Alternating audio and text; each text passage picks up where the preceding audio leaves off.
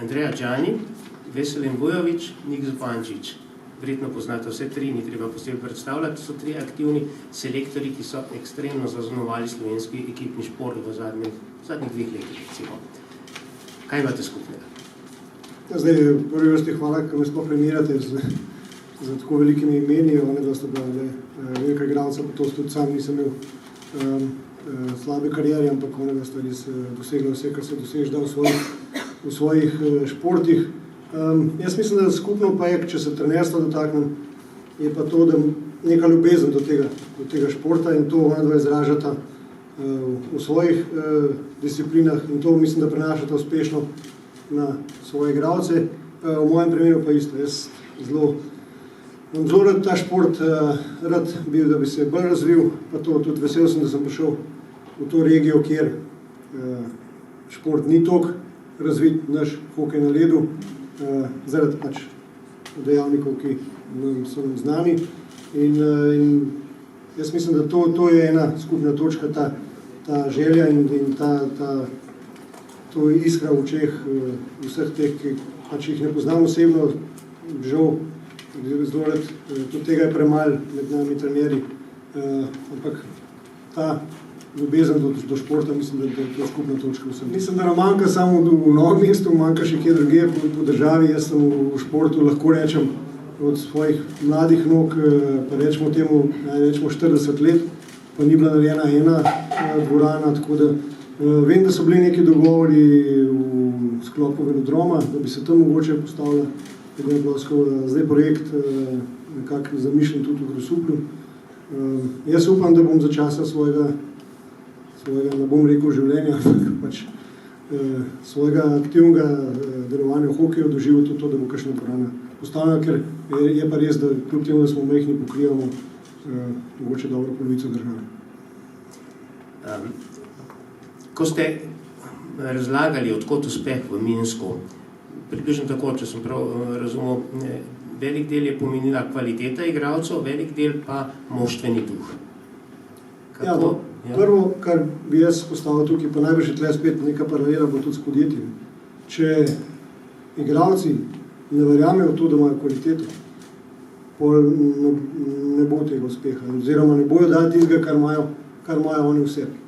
In v to jih pač jaz probam prepričati, jaz verjamem, da tudi drugi selektorji tako delajo, ampak jaz mislim, da je bilo to največja naša moč, da so verjeli, oziroma se zavedali tistega, kar imajo. Oni imajo kvaliteto, definitivno. Samo včasih je bilo videti, da mogoče ali malo strahom pristopijo k takim velikim tekmovanjem. Zdaj pa jaz delam veliko na tem kot trener, zato spodbujam, da to trening ni problem odvoditi. Trening narišeš, gremo levo, desno, fantje, to delajo, to so roboti. Ampak ta kognitivne sposobnosti, predvidevanje, to pa pol dela tisto razliko in te fantje, ki igrajo za reprezentanco, imajo to, plus ta ekipni duh, ki se pa mogoče v našem športu še malo bolj izraza, ker je že narava športa taka, da tle se 100-kilski deci zaletavajo med sabo. Zgleda to še malo bolj borben, kot so ostali športi, in je to mogoče tudi čar, da je ta šport tudi zelo prijazen. Kako motivirate ekipo? Kako ta, recimo, minimalni strah preženete? Ja, moram reči, da te fantje zdaj rastejo iz leta v leto. Te vodilni ali pa gro ekipe igrajo večinoma žal, morajo igrati v tujini, oziroma na srečo igrajo v tujini v dobrih klubih in tam si pridobivajo te izkušnje in rastejo. Oni so vajeni tudi velikih tekem. Ampak vsak tak velik tekmovanje pa naša nekaj novo in to jaz kot moj način dela, govorim čisto zase, pač vedno najdem neko zgodbo, ki mi jo probam prodati. Ali je to, ne vem, na kratko, če opišem, lanske v Katovicah sem si izbral za motivacijo Mount Everest, najvišja gora na svetu. Okoli tega zgradil pač neko zgodbo, sploh jih povedal najprej, koliko je visok, pa kdo je bil prvi gor, pa potegnil usporednice z našo ekipo, ne samo z ekipo kot ekipo, ampak recimo za prijeti gor rabiš ti 60 dni. Podriviš od doma, pa da priješ na vrh Mount Everest. Zato rabiš zdravnike, mi imamo najboljše zdravnike, sem rekel. Rabimo šerpe, mi imamo ekonome, ali kakorkoli rečemo, majstri mi pravimo. ki pomagajo Bruslju, vsako opremo, to imamo najboljše na svetovnem prvenstvu. To se pravi, vse vodjo ekipe imamo najboljše, kar je možno. Igralce imamo take, da jih ni. In vse tam speleš, to pa priješ na Mount Everest, rabiš 4 taborice in vrh. Mi smo imeli takrat 5 tekem, to se pravi, matematika je čisto enostavna. En tabor, drug tabor, tretji tabor, sicer tam smo se pred zadnjim taborom malo zaplezali, ampak smo mogli pol v alpskem stilu pač dva tabora naenkrat in smo se postavili gor. Zdaj pa, če se navežem na ta Minsk, sem pa pol to zgodbo peljal naprej, ne. Glede na to, da v Katovicah smo se veselili na vrhu Mount Everesta, ne. Pa rečemo, da smo se malo poveselili, pa nisem zagovornik alkohola, ampak da smo eno gajbo gor pustili, prazno, ne, ker je ta tekmovanje bil še bolj pomemben in je zdaj ta Mount Everest za ono gajbo višji. To se pravi, treba še na ono gajbo gor stopati, ampak treba še enkrat gorjati, pa malo hitrejš, vse skupaj. Po glavnem, probam na te zgodbe, oziroma že prej, tudi ko sem bil pomočnik, sem se zelo veliko ukvarjal s tem, kako motivirati in iskal ideje in tudi, ne vem, mogoče sem danes dobil kakšno idejo, ki bom uporabil naslednji. Mislim, kdo drug tudi dela podobne prijeme? Ne vem točno, to sem že prej omenil, jaz bi rad, da je več komunikacije med trenerji različnih športov, ampak do tega enostavno ne pride. Mogoče smo tudi mi sami, nismo dosti samoiniciativni, oziroma ne sprožimo tega. Zelo zanimivo bi bilo vedeti, kako drug šport, nimam tega podatka, bi me zelo zanimalo. Ampak jaz nekako imam te prijeme, pa zaenkrat moram reči, da fantje to dobro sprejemajo in so pač, se najbrž gledali zadnje tekme v Minsku, pač dajo res zadnje tome moči na ledu. A vi tudi vidite že pred začetkom, že zjutraj? To je rekel Vujović, da je že zjutraj videl, da ne bodo zmagali. Ne, mislim, da ne, ker mogoče moja prednost pred tem dvema selektorjema, ki ste omenili, da sem jaz domačin. In jaz poznam karakter teh igralcev, ene poznam, ki so bili še čisto majhni, z enimi sem igral, pa imam kljub temu veliko mero spoštovanja en do drugega. Tako da mogoče v temu prednost in jaz ne morem, mislim, en zgleda lahko zjutraj na zasavanju katastrofa, ampak on pač, to je njegova comfort zone, v temu se dobro počuti. Na tekme bo to čist druga pesem. Tako da je pa, ne moš vedeti, v zmagu, v izgubu, to ne moš napovedati. Jaz mislim, da ne. Lahko pa vidiš, a je energija ali ni. V ekipi, to se pa čuti. In če vidite, da je ni, kaj se da narediti 3 ure pred tekmo? Ja, zdaj, mislim, tle moš pa hitro dost reagirati. Ne. Zdaj, jaz sem malekrat v trenerski karieri prišel do točke, da sem res povzdignil glas, ampak res povzdignil, ne tisti malo. Da gre vse v luft. Ampak tudi to je včasih treba. Treba je obrniti. Mogoče treba na sami tekmi zapeljati tako, da se nekaj obrne. Lahko je treba narediti, ne vem, kot trener narediš provokacijo s sodnikom. Igralce rečejo, da to ne smejo delati, nikakor ne. Ampak kot trener mogoče to tisti moment, ko bo tekmo okoli obrne.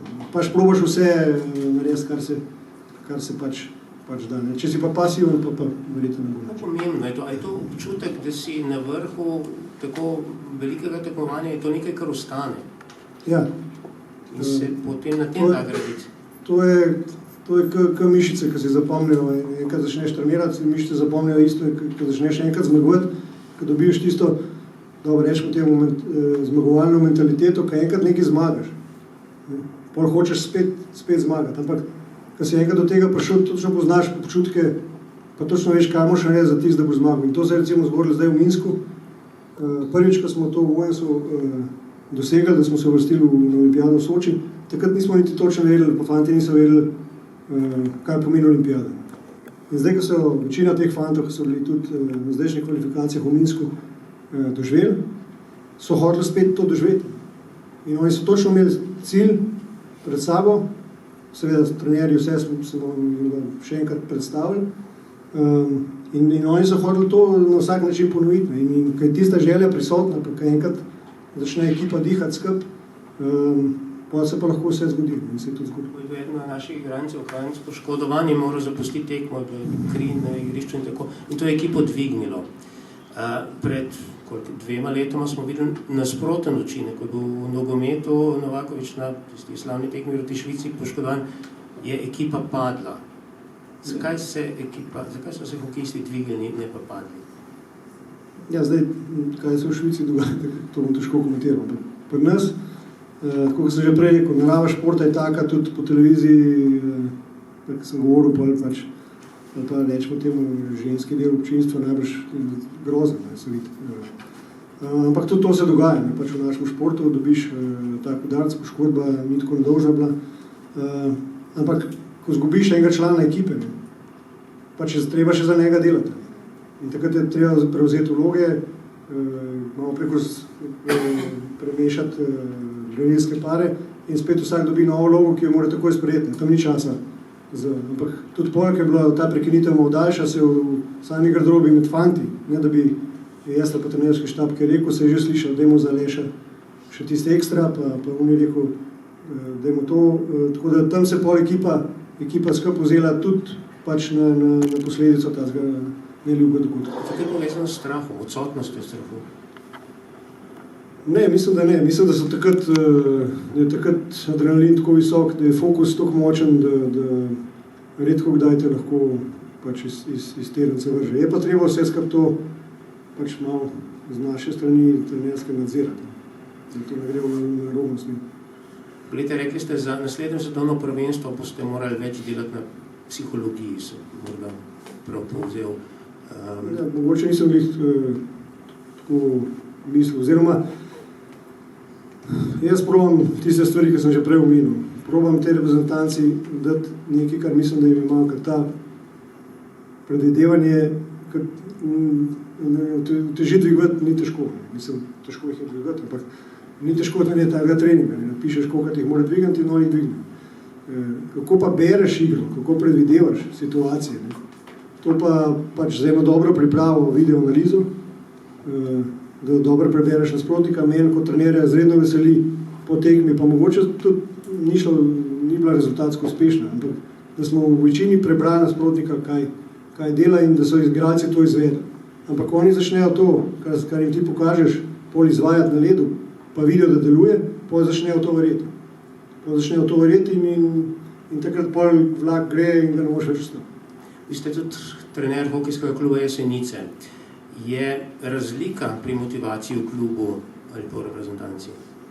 Ja, moram reči, da je razlika v delu. Je razlika v delu, ker reprezentanca len pač se dobimo za tiste 3-4 na leto, akcije so kratke, intenzivne, pa tudi moram reči, da nivo igralcev je višji. Nivo igralcev je višji in porabiš manj časa za določene detalje. Tukaj pri klubu se je pa treba več časa vzeti, igralca tretirati, pa malo tudi spoznati, enega drugače, enega tako, enega lahko izpostaviš pred celim kolektivom, pa bo v redu nadaljeval naprej, enega češ pred celim kolektivom izpostavil, se bo sesul. Ampak do tega moraš pač pridati in saj jaz sem tak, da pač tudi to upoštevam in različne igralce na različne načine obravnavam. Ne vem, v Rusiji to vsi so isti, kot Zapornaja komanda. Ja, to je. Kako blizu ste lahko igralcev? Je mogoče kdaj preveč blizu? Ja, lahko je preveč blizu. Jaz si tega pač ne pustim, da pridem preveč blizu, pa ne, da bi zdaj držal distanco, ker jaz sem tazga mnenja, tisti trener, ki drži preveliko distanco, ali ne zaupa v tisto, kar dela, ali pa nima pojma. Oziroma, da ga bojo prebrali prej slej in si tako distanco naredi, da ga eno kaj še vprašam. Jaz rad komuniciram z igralci, rad sem z njimi v stiku, ampak ko so pa stvari resne, pa oni vejo, da so resni in da se govori, takrat pa oni imajo tisto spoštovanje in to dela tisto, kar imajo. Igrali ste v tujih klubih s pestro mednarodno zasedbo. Kako pa je tam? Kako pač pridejo igralci z različnih koncev sveta, iz različnih kultur, iz različnih, navad, skupaj in to je treba v kratkem času pravzaprav pognati kot tim? Ja, ampak treba je, spet govorim iz lastnih izkušnji, kako jaz delam, oziroma sem se učil na dobrih primerih. En trener ekipe Feldkeha, ko smo zmagali Evropsko ligo, je bil Ralf Krüger, ki je prišel potem 11 let švicarsko reprezentanco, trenerov v NHL-u Edmonton Oilersu. On ima strašno sposobnost ukomponirati grupo ljudi skupaj. Ampak zato moraš pa narediti malo raziskave, malo researcha mora biti in jaz rad to delam.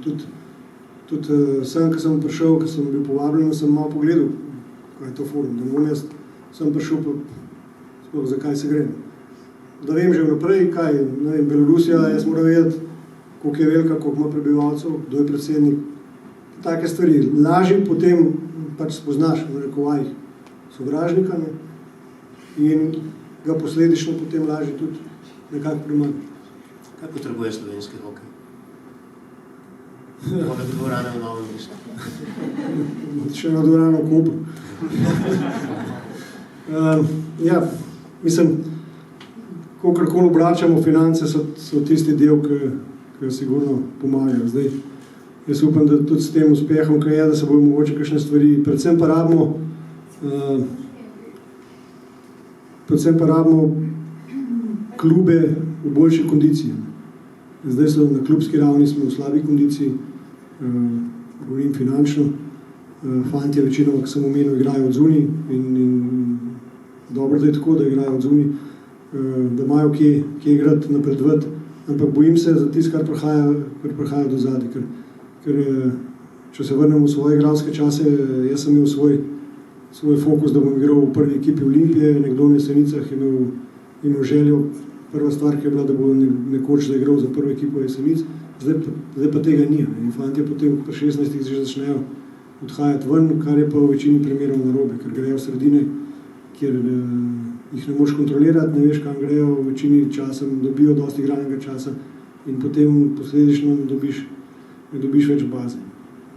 Tako da, ja, vse te stvari, ki smo našteli, infrastruktura, jaz mislim, da trenerskega kadra imamo dosti, seveda bi ga bilo pa dobro imeti še več. Ampak prve stvari so pa te, da moramo urediti nivo članskega hokeja. Bi koristilo, če bi imela Olimpija klub kot je Medveščak, se pravi v ruski ligi KHL? Ne, to je iluzija. To nima nobenega smisla. Tudi Medveščak sam, vse lepo gledati, jaz sam sem tudi šel v Zagreb in parkrat gledati tekme, hokej je na zelo visokem nivoju, sam ne vidim nobenega smisla v tem, da imaš ekipo samih tujcev, nobenega Hrvata. Mislim, kaj to pomeni za hrvaški hokej?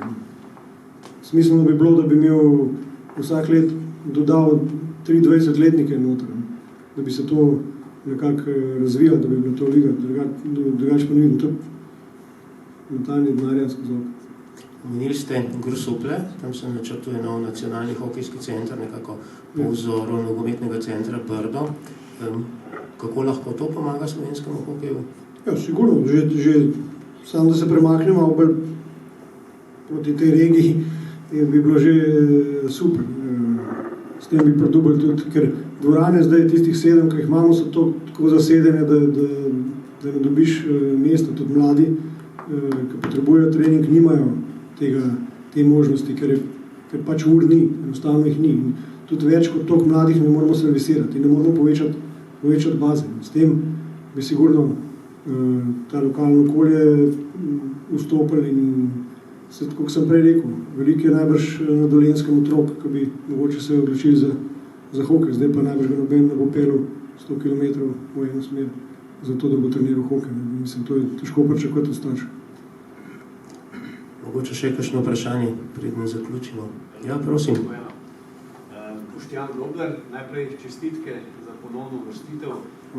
Zdaj sam ste rekel, da so to stopijski deci, ki se tam na igrišču borijo, potem pa vidimo intervjuje, kako vsi planejo v jok. Se pravi, gre za res močen čustven naboj. Sam ste rekel, da je ta motivacija tista, ki je zelo pomembna. Pa me zanima, glede na to, da seveda kot vodja te ekipe imate to možnost, da lahko celo ekipo naenkrat zamenjate, naredite letečo menjavo in cel napad zamenjate, kar gospodarstvo ni čisto tako. Ampak vse me zanima, kaj so tiste ključne kompetence, recimo tiste ekipe v danem trenutku, ko vi naredite menjavo, kaj pričakujete od tiste menjave, kaj jim poveste, kako, če ekipi, ki je prej vodila igro, ni naredila rezultata, ko si ga želite. Kaj zahtevate od njih?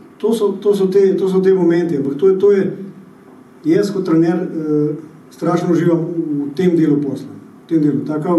Tako tekmo, ki je bila v Minsku proti Belorusiji, jaz bi to vsak dan vodil. To je kot droga. Pa tudi moramo vedeti, da to bi en penal razlike. En penal v eno smer, en penal v drugo smer. Tudi če bi šlo v njihovo korist, je to taka izkušnja, pa tak, ne vem, adrenalin, težko se to opiše nekomu, ki tega ne drži. Ker to je toliko dela, ampak če odgovorim direktno vprašanje, pa nas so naloge dosti razdeljene. Ne, tako. Probaš kot trener držati pač ritem 4 petork, ampak sigurno se tudi te petorke med sabo razlikujejo.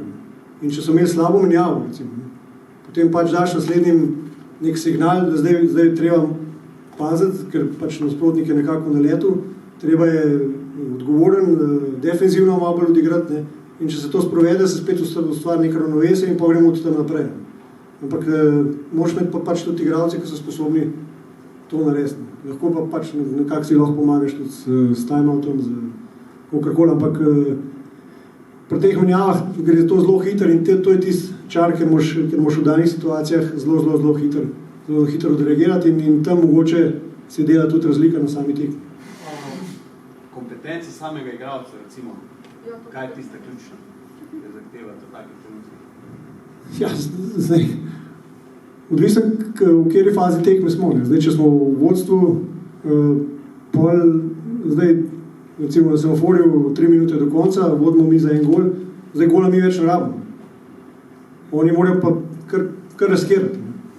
Ampak zdaj, če se bomo mi odprli, ne, smo dali možnost njim, da nekaj dosežejo. Če mi čakamo svojo priložnost, pa če smo odgovorni, se v bistvu skoraj nič ne more zgoditi, razen neka smešna, da se odbije ali nekaj tazga. To je pač, ampak vsak, ki gor stop, ima pač določeno vlogo. Centralni igralci to, krila imajo in oni vejo že prej, kaj je treba delati na sami ledeni ploskvi, ti samo pač opozarjaš na določene stvari. Če nasprotnik spremeni način igre, ne, je treba to takoj povedati, ker če te bo enkrat ujel, je lahko to rezultat na semaforju, takoj se spremeni. Tako da branje tudi z moje strani ali pa z strani mojega štaba, ki moram reči, da je zelo mehen napram stanju reprezentancem, če gre verjeti informacijam, recimo v Belorusi so delali na tem projektu z 18 trenerji. Jaz sem bil pa 2.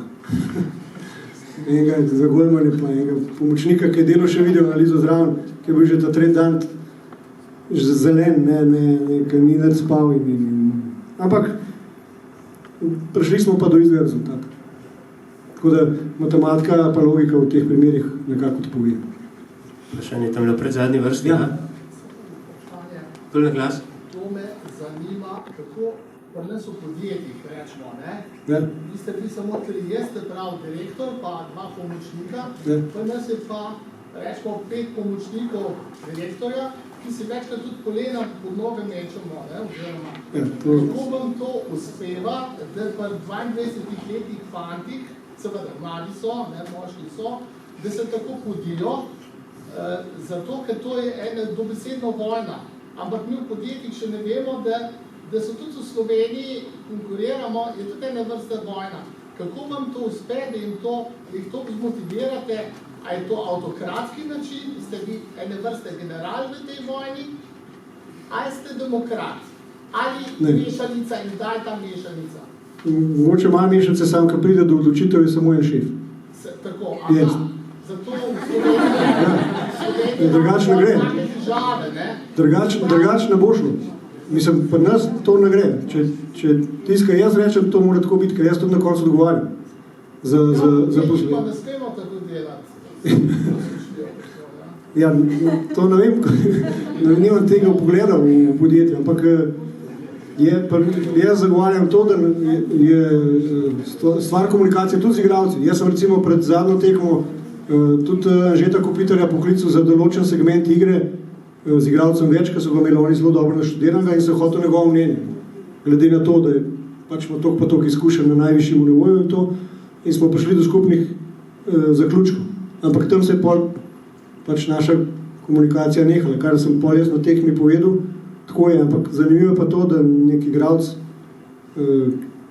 tipa Željko Pitar, ki ga jaz cenim nenormalno in je tudi za mojih očeh med 5 najboljših na svetu, z njemu imam jaz najmanj problem. Njemu rečem 5 levo, on gre levo, rečem desno, on desno. Mislim, ampak vse je tako, ki je, ni sploh sporno. Uspešen absolutizem, se pravi, da zmagujete in ste uspešni. Se pravi, nimate kakšnih zakonskih aktov, pa tako. Ne. Pa nas se zelo hitro sprejemajo odločitve po tekočem traku. Še kakšno vprašanje, prosim? Če ni več, gospod Zupančič, hvala lepa, da ste bili z nami.